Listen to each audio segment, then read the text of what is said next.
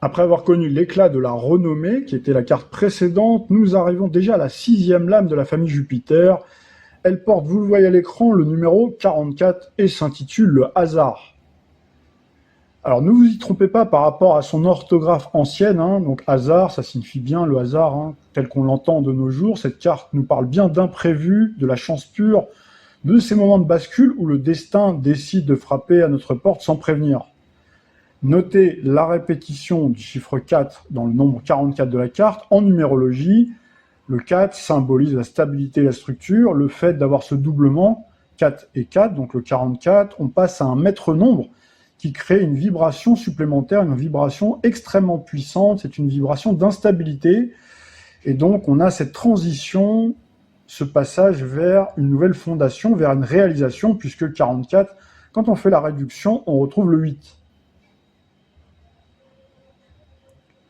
Alors, je vous parlais à l'instant de l'orthographe hasard avec un Z, ça nous rappelle l'étymologie arabe de al-zar qui signifie le dé, qui signifie littéralement le dé, et dans le prolongement, ça signifie bien sûr la chance, la bonne fortune, la fameuse bonne fortune du grand bénéfique qu'est Jupiter, le maître planétaire de cette série, qui exprime bien que la vie, c'est comme la roue de la fortune. Il peut se passer plein de choses imprévisibles. Ici, tirer cette lame dans un jeu divinatoire, ça signifie que la vie et notre destin sont comme une partie de jeu dont nous maîtrisons certes la façon de lancer le dé, mais pas forcément le résultat final. Passons maintenant à l'analyse iconographique et symbolique de la carte hasard qui se compose, vous le voyez à l'écran, en 3 parties. On a bien sûr le glyphe de Jupiter, le fameux glyphe de Jupiter toujours présent, avec son blason bleu en haut à droite, sous Jupiter. L'imprévu est généré par le hasard, c'est généralement bénéfique, puisque le hasard, comme le dit le vieil adage, fait bien les choses.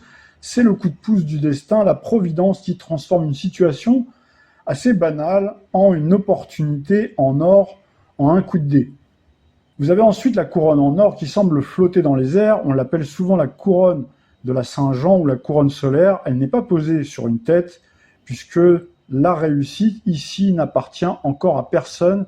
Elle est à saisir au vol par celui qui sera le plus prompt. On reste dans l'esprit du hasard. Donc cette carte, elle symbolise le couronnement d'un événement, la victoire ou le succès qui tombe du ciel. C'est une récompense que l'on n'attendait pas ou qui arrive beaucoup plus vite que prévu.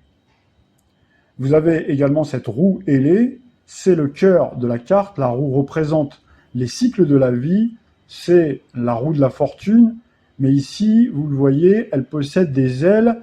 Alors ces ailes, elles sont rouges, donc c'est une référence directe au dieu Mercure, ou plutôt Hermès, et à la notion grecque du kairos, l'instant fugace qu'il faut attraper au vol avant qu'il ne disparaisse. La couleur rouge, d'ailleurs, incite à la réactivité, à l'action spontanée et augmente encore le caractère dynamique de la vibration de la carte en insufflant de la célérité.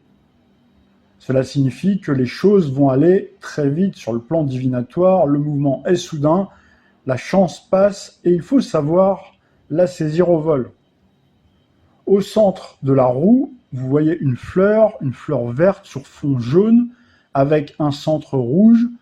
Donc elle symbolise l'épanouissement et le résultat heureux, même si le changement est brusque. Sa finalité est finalement positive et harmonieuse.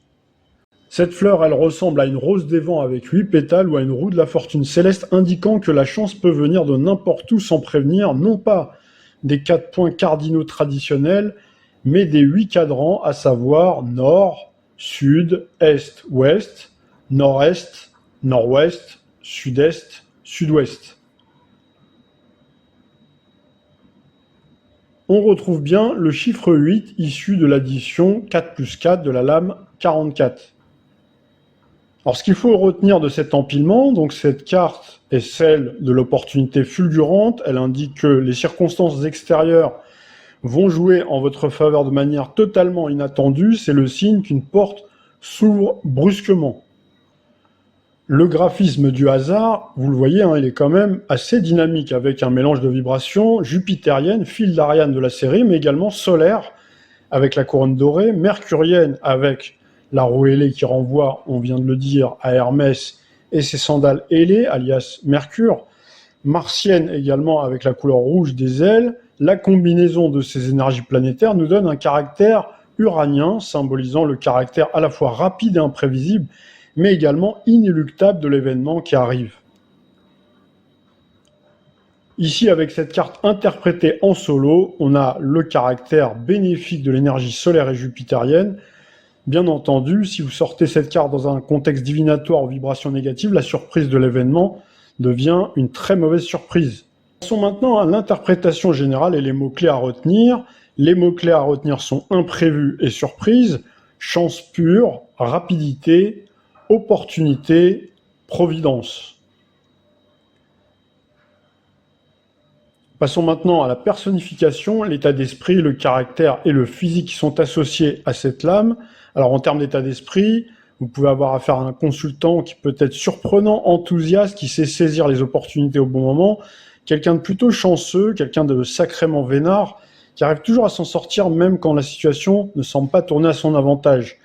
Alors côté lumineux au niveau du caractère, donc là on a bien sûr des qualités, comme le fait d'être audacieux, réactif, quelqu'un qui sait rebondir, qui sait bondir sur les opportunités, quelqu'un qui a du flair et bien sûr de la chance. Dans le côté obscur, si vous avez cette carte hasard qui sort dans un environnement avec des cartes très négatives, donc là on parlera d'instabilité, quelqu'un qui peut être instable, déroutant, versatile. Donc avec cette carte mal entourée, on a clairement affaire à quelqu'un qui est une véritable girouette, qui va parler ou agir selon ses humeurs et le sens du vent.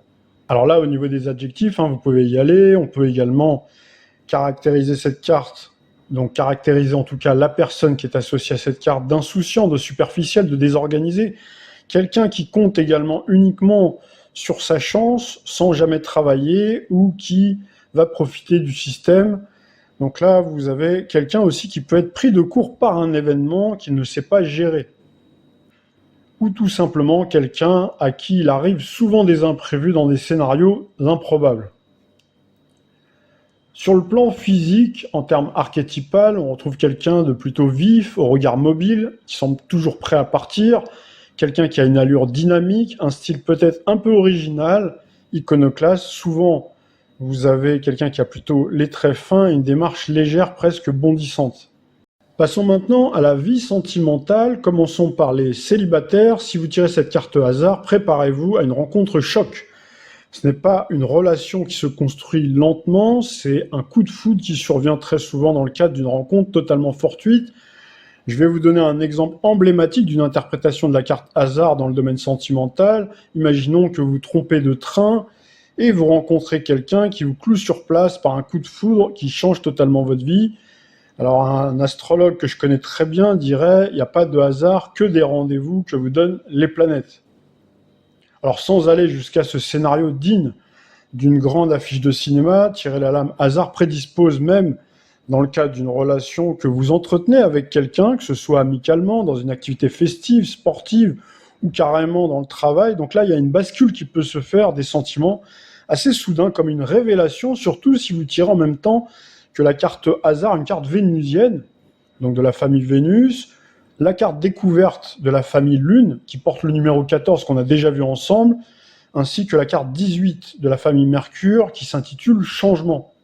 Donc ça veut dire que la personne, en fait, elle était sous vos yeux depuis des mois, voire des années, et soudain, c'est la révélation. Passons maintenant au couple. Donc là, vous avez, avec cette carte hasard, la possibilité d'un événement extérieur qui vient bousculer positivement votre routine. Il y a un imprévu, en fait, qui redonne un nouvel élan à la relation. Alors, ça peut être quelque chose de tout à fait banal, comme le fait, par exemple, que votre compagne change de look, change de coiffure, que votre mari perde du poids, qui se trouve plus séduisant, donc ça redonne un nouvel élan, il change de look, ou un autre événement beaucoup plus marquant, par contre, où le consultant ou vous-même, vous êtes en couple, mais vous n'êtes pas marié, donc vous avez un petit ami ou une petite amie, donc à qui vous faites votre demande en mariage, une demande surprise, et vous trouvez un moyen original de déclarer votre flamme. Donc là, on trouve bien l'originalité de la carte hasard, puisque on disait tout à l'heure qu'elle est porteuse d'une signature uranienne.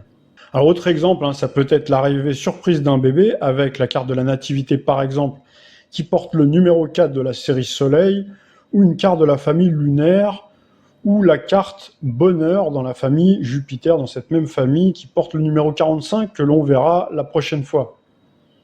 Autre exemple, votre partenaire gagne un voyage ou reçoit un avancement professionnel en or à l'autre bout du globe qui vous oblige à déménager soudainement.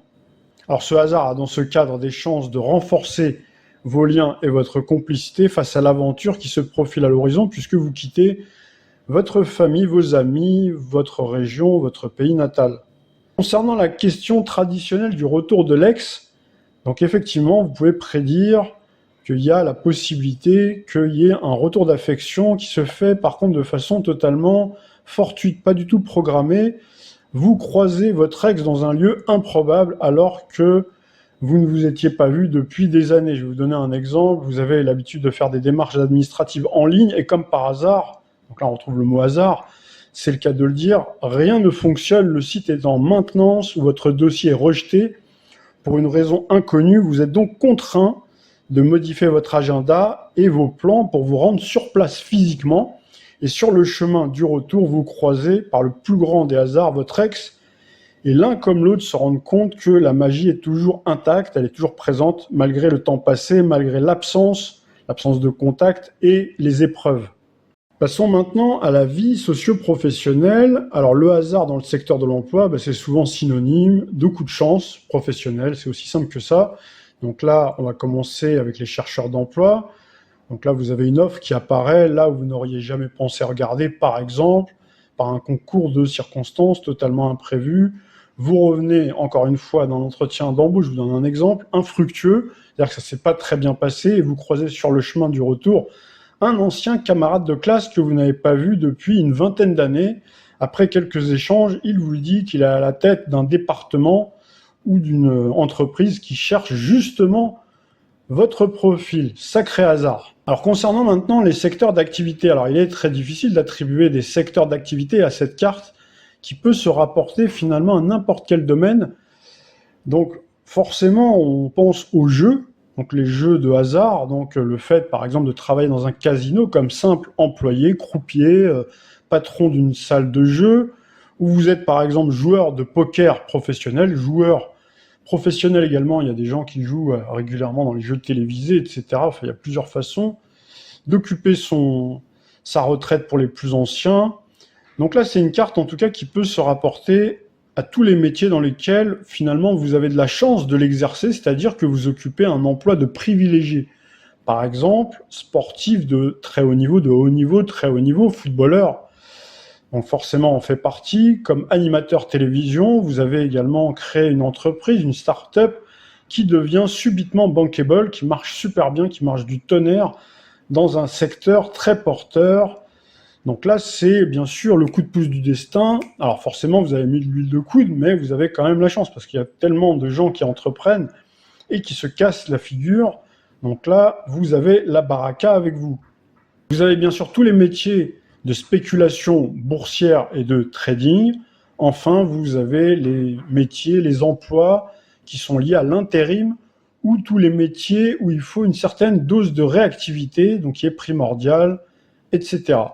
Parlons maintenant des personnes qui sont en poste. Si vous-même, votre consultant, tirez cette carte hasard, donc là, vous avez une place qui peut se libérer brusquement ou un projet qui vous tombe dessus par un pur concours de circonstances. Donc là, encore une fois, je vous donne un exemple. Il y a un supérieur qui est muté dans une filiale d'une autre région ou d'un autre pays et subitement, on vous propose son poste au pied levé.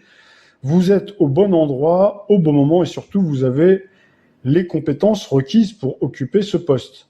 Alors bien sûr, avec des lames vraiment très négatives, comme trahison qui porte le numéro 11, inconstance qui porte le numéro 13 de la série Lune, ou encore vol-perte qui porte le numéro 21. Vous avez, alors c'est de la famille Mercure bien sûr, hein, tout ça on les a déjà vus. Hein. Alors par contre, si vous avez l'infortune, 46, ça on le verra un peu plus tard, ruine, c'est vraiment une carte extrêmement négative de la famille Saturne. Donc là, il peut être effectivement question d'imprévu, de hasard, mais négatif, comme par exemple la banqueroute, la faillite de votre entreprise ou un licenciement que vous n'aviez pas vu venir. Ou alors, plus grave encore, vous avez la maladie. Maladie, l'âme numéro 17 de la famille Lune, donc par exemple qui sort avec fatalité, qui est la carte numéro 48. Donc là, c'est malheureusement des problèmes liés à la santé qui vous obligent à abandonner votre activité. Alors même si on n'est pas tenu, on n'est pas censé parler santé quand on fait de la divination en France, etc. Mais bon, la santé fait quand même partie de la vie, donc des fois on est quand même un peu obligé de dire les choses, mais il y a une façon de le dire. Donc là, c'est toujours très délicat, effectivement, ces questions, parce que j'ai régulièrement, surtout en ce moment, dans mes consultants, des gens qui viennent me voir, qui me posent directement des questions santé, et donc c'est très difficile, donc on est obligé de les orienter très souvent vers le corps médical. Passons maintenant au domaine financier et à l'aspect matériel. Donc là, avec cette carte hasard, eh bien, c'est la bonne surprise financière. Vous retrouvez par exemple un vieux compte qui était oublié, un vieux compte épargne, hein, vous n'arriviez plus à retrouver, je sais pas, le livret, etc. Et hop, vous retombez dessus. Par hasard, justement, en cherchant d'autres affaires, vous gagnez à une loterie, vous gagnez au loto, vous gagnez aux courses, etc. Vous gagnez également en bourse, hein, vous jouez en bourse, vous spéculez en bourse, pour employer le terme approprié, mais c'est vrai qu'il y a quand même beaucoup de similitudes avec le jeu. Hein, le système monétaire, de toute façon, il s'appuie beaucoup sur le système des jeux de casino. Hein, donc ça, il faut quand même le savoir, on en a déjà parlé sur la chaîne. Donc voilà, donc là, on retrouve de toute façon les cours de bourse qui grimpent en flèche suite à une nouvelle imprévue. C'est de toute façon de l'argent qui arrive par la fenêtre tout à coup au moment où on ne l'attendait pas. Ça peut être également avec la carte héritage 41, numéro 41 de la famille Jupiter, qu'on a déjà vu ensemble il n'y a pas longtemps, que vous héritez d'un parent de façon inattendue, plutôt que prévu. Donc là, vous avez également, avec Jupiter, on multiplie les possibilités, puisque le hasard, il y a de multiples possibilités, mais il y a également des possibilités de dépenses imprévues. Ça peut être également une chaudière qui rend l'âme. Voilà, vous n'aviez pas prévu, donc là, forcément, il va falloir sortir le carnet de chèques. Votre voiture qui tombe en panne, etc. Le frigo qui ne marche plus, voilà, je vous en passe, c'est des meilleurs. Vous avez compris le principe. C'est tout ce qui vous tombe dessus, mais qui n'est pas forcément agréable. Et bien sûr, on a toutes les questions liées à la faillite, la banqueroute, donc des choses encore plus graves. Donc là, on vient d'en parler. Je vous ai même donné les cartes qui sont associées avec la carte hasard. Finissons par la forme et le bien-être. Si vous avez affaire à quelqu'un qui a un état de forme pas franchement formidable, avec cette carte hasard, surtout si elle est bien accompagnée, les cartes jupitériennes en général prédisposent à une amélioration de sa situation sur le plan forme et bien-être. Vous pouvez également rencontrer le bon thérapeute par pur hasard qui détient la solution à votre problème. Allô, bonjour. Oui, bonjour. Bonjour. Fatia. Fatia? Oui. D'accord. Bonjour. Bonjour Fatia, on peut avoir votre date de naissance? Alors, le 7 mars 61. Le 7-03 1971. Merci. Bonjour Fatia. Bonjour. C'est bien le 7 mars 1971 61. 61. Ah, 61. On entend très mal. Et c'est le 7, hein, c'est pas le 17.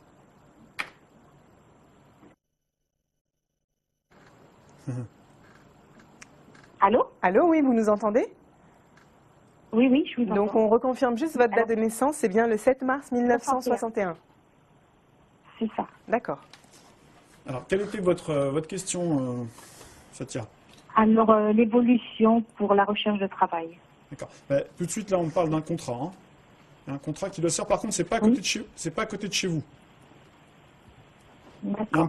il y a un petit peu de route, un peu de déplacement à faire, pour moi, par rapport à votre emploi. D'accord. Par rapport à votre emploi, il va y avoir une petite formation. D'accord. Hein, ça peut se faire en interne. Hein. C'est pas forcément. Je sais pas si vous aviez l'intention de faire une formation ou quoi, mais il peut y avoir comme une formation en interne. D'accord. Ouais. Et il y a le travail. Et Il y a le ça va travail. Il y a même la carte du travail qui est ressortie. Donc pour moi, il n'y a pas de problème, hein, de ce côté-là. Hein. Donc je ressentais bien que de toute façon, il y aura. Ouais. Et d'ailleurs, ça va vous permettre d'évoluer ça va vous permettre d'évoluer au niveau professionnel, vous. Hein. Ça va vous permettre ce petit D'accord. examen, enfin, je sais pas, il y a comme il y a quelque chose à passer, il y a un concours à passer ou il y a un examen à passer par rapport à votre travail qui va vous permettre ensuite d'évoluer et de bien réussir au niveau professionnel. Donc, je vous vois bien entouré. Le secteur d'activité, on a l'impression, ça reste toujours pour moi dans le même secteur d'activité. Oui, Ça reste pour moi toujours dans le même secteur d'activité. d'accord. Et vous me voyez travailler avant la fin de l'année? La manière dont ça ressort, ça peut être effectivement, il peut y avoir des des entretiens en fait très intéressants en tout cas sur l'automne. Après, je vous dis pas que vous allez forcément signer là tout de suite sur l'automne, mais voilà, on sent qu'on approche du but. Voilà, c'est la façon dont on me présente les choses. Donc pour moi, au début de l'année 2016, pour moi, je vous sens en emploi. Ensuite, hein. D'accord. Et vous me voyez avec un CDI? Oui, pour moi, il y aura un CDI. Ce sera un contrat durable, en tout cas, hein. Donc, il ne faut surtout pas vous décourager. Vous avez travaillé dans l'organisation, vous, parce que vous êtes plutôt quelqu'un d'organisé. Oui. Hein. Les poissons ne sont pas réputés en règle générale pour être organisés, mais vous êtes marqué par différentes planètes qui montrent que vous êtes quand même quelqu'un de plutôt très structuré. Donc peut-être que dans le travail qu'on vous demandera, il y aura un côté organisation à faire. D'accord. Hein, d'accord? D'accord. Donc pour moi, en tout Et cas, ma situation financière va s'améliorer. ah ben oui, forcément, ouais. Ça va bien s'améliorer ouais, progressivement. Progressivement, parce qu'il y a quand même des... ouais, on sent que ça a été un peu compliqué, mais il va falloir un peu de temps, hein, le temps que l'argent, les premiers salaires rentrent, pour que vraiment vous puissiez vous Oui. remettre à flot. Hein. D'accord. Encore un peu de patience, ne vous découragez pas, parce qu'on sent que de temps en temps, bon, vous découragez. Vous avez beaucoup d'intuition, vous, Fatia. Oui, Vous saviez Oui. ça? beaucoup. Ah ouais, Oui. vous êtes... Je le sais, oui. Je pourrais, ouais, vous êtes vraiment très très intuitive. Donc, Oui, je ressens beaucoup de choses, oui. ouais, écoutez bien votre flair. Votre intuition, ça va vous aider à D'accord. trouver, voilà, à sentir les choses, un peu comme, voilà. Hein. Il y a un côté médium chez vous, un peu, hein, mais bon. Après, Ah, ouais, ouais. En plus, il y a les poissons. En plus, il y a une planète donc, qui s'appelle Neptune, hein, depuis 2012, qui transite le poisson. Donc, c'est votre planète, c'est la planète qui gouverne le poisson. Donc, elle va décupler encore votre intuition et aussi vos idéaux, même par rapport à ce que vous désirez, vos rêves, etc. Donc, n'hésitez pas à rêver très grand. bon, bien sûr, cette belle phrase, Fatia, moi j'aime beaucoup. Continuez à rêver très grand. On vous embrasse très fort, ma chère, et puis vous n'hésitez pas à nous recontacter pour nous tenir au courant. D'accord. À bientôt, on Oui, vous embrasse. je vais rappeler Yannis. Très bien, quand vous le souhaitez. Au revoir. Au revoir, merci.